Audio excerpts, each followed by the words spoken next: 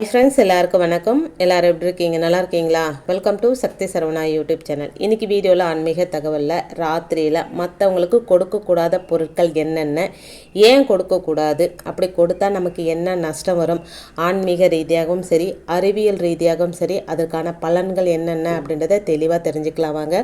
இப்போ தான் first time என்னோடய வீடியோஸ்லாம் நீங்கள் பார்க்குறீங்க அப்படின்னா ப்ளீஸ் சேனலுக்கு சப்ஸ்கிரைப் பண்ணி சப்போர்ட் பண்ணுங்கள். இப்போது ராத்திரியில் கொடுக்கக்கூடாத பொருட்கள் என்னென்ன அப்படின்றத இந்த வீடியோ வாயிலாக தெளிவாக தெரிஞ்சுக்கலாம் வாங்க.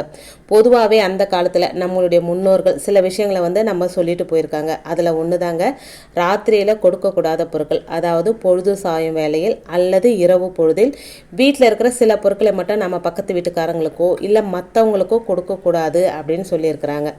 இந்த பொருட்களை இரவு வேளையில் கொடுத்தால் வீட்டுக்கு நல்லதல்ல அப்படின்னு சொல்லியிருக்காங்க. அதாவது வீட்டில் பண கஷ்டம் போன்ற செல்வம் சம்பந்தப்பட்ட பிரச்சனைகள் வரக்கூடும் அப்படின்னு நம்மளுடைய முன்னோர்கள் சொல்லிட்டு போயிருக்காங்க.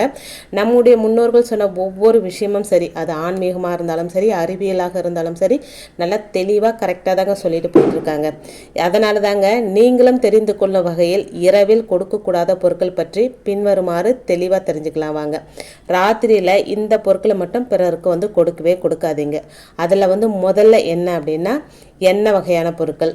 அது எந்த எண்ணெயாக இருந்தாலும் ராத்திரியில் நம்ம கொடுக்கக்கூடாதுங்க. அடுத்து கடுகையும் மற்றவங்களுக்கு கொடுக்கக்கூடாது அப்படின்னு சொல்லியிருக்காங்க. மூன்றாவது பொருள் எள்ளு. நாலாவது பால் மற்றும் தயிர் வகையான பொருட்களை அந்தி சாயம் வேலையில் கொடுக்கக்கூடாதுங்க. அடுத்து இரும்பு பொருட்கள், உப்பு, ஊசி, நூல், பணம், மஞ்சள் அல்லது மஞ்சள் தூள், பூண்டு, அரிசி இது போன்ற பொருட்களை ராத்திரியில் கொடுக்கறத தவிர்க்கணுங்க. பக்கத்து வீட்டுக்காரங்க கேட்டாலும் இல்லை அப்படின்னு சொல்லிட்டு காலையில் வாங்கிக்கோங்க அப்படின்னு சொல்லுங்கள். முக்கியமாக எதற்காக இந்த பொருட்களை ராத்திரியில் கொடுக்கக்கூடாது அப்படின்றத அவங்களுக்கும் தெளிவாக சொல்லி புரிய வைங்க. பெரும்பாலும் நிறைய பேர் கேட்க மாட்டாங்க, அவங்களுக்கே தெரியும். இன்கேஸ் யாராவது கேட்டாங்களா, இப்போ இந்துக்களாகிய நமக்கு இந்த விஷயங்களை தெரியும். மற்ற மதத்தவருக்கு இதை பற்றியெல்லாம் தெரியாது. இது அவங்க பெரிய விஷயமாகவே எடுத்துக்க மாட்டாங்க. அவங்களுக்கு பொதுவாக நம்ம சொல்லி புரிய வைக்கலாம், நீங்கள் காலையில் வாங்கிக்கோங்க அப்படின்னு சொல்லி. ராத்திரிலேயே இந்த பொருட்களை மற்றவங்களுக்கு கொடுக்கக்கூடாது. இதுக்கு 2 காரணங்கள் இருக்குங்க. முதல்ல ஆன்மீக காரணம் பற்றி தெரிஞ்சுக்குவோம்.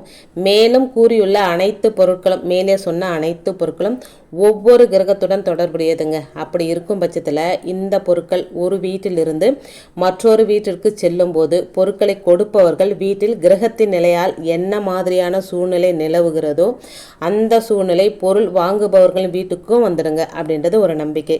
அது சுப பலன்களாக இருந்தாலும் சரி அசுப பலன்களாக இருந்தாலும் சரி அது ஒரு வீட்டிலிருந்து மற்றொரு வீட்டுக்கு சென்றுவிடும். அது மட்டும் இல்லாமல் அந்தி சாய வேளையில் வீட்டில் மகாலட்சுமி கடாட்சம் உண்டாக்கும். அந்த நேரத்தில் இது போன்ற பொருட்களை கொடுத்தால் வீட்டில் செல்வ செழிப்பு அப்படின்றதே இருக்காது அப்படின்னு சொல்லப்படுதுங்க.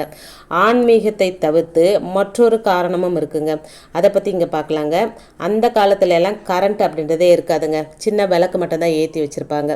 பிறருக்கு இது போன்ற பொருட்களை கொடுக்க மாட்டாங்க. அதாவது எண்ணெய், பால் போன்ற வழவழப்பு தன்மை உள்ள பொருட்களை இரவில் கொடுத்தால் கை தவறி கீழே கொட்டிட்டாங்க அப்படின்னா யாராவது தெரியாமல் மிதித்து வழுக்கி விழுந்துருவாங்க. அதே போல் ஊசி, உப்பு, இரும்பு பொருட்கள் போன்ற பொருட்களை கொடுக்க மாட்டாங்க. பிறரோட காலில் பட்டு காயமாகும் அப்படின்றதுனால இதனை கொடுக்க மாட்டாங்க.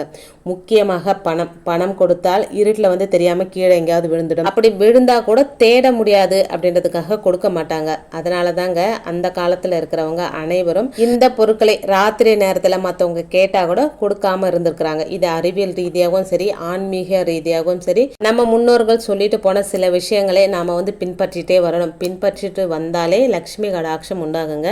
இன்றைக்கி வீடியோவில் நான் சொன்ன விஷயங்கள் உங்களுக்கு பிடிச்சிருந்தது அப்படின்னா ப்ளீஸ் சேனலுக்கு சப்ஸ்கிரைப் பண்ணி சப்போர்ட் பண்ணுங்கள். இந்த வீடியோவை உங்கள் ஃப்ரெண்ட்ஸ் அண்ட் ஃபேமிலிக்கும் ஷேர் பண்ணி விடுங்க. அவங்களும் பலனடையட்டும். இன்னொரு எளிமையான ஆன்மீக தகவலோடு உங்களை சந்திக்கிறேன். அது வரைக்கும் நன்றியும் வணக்கமும். Take care and bye friends.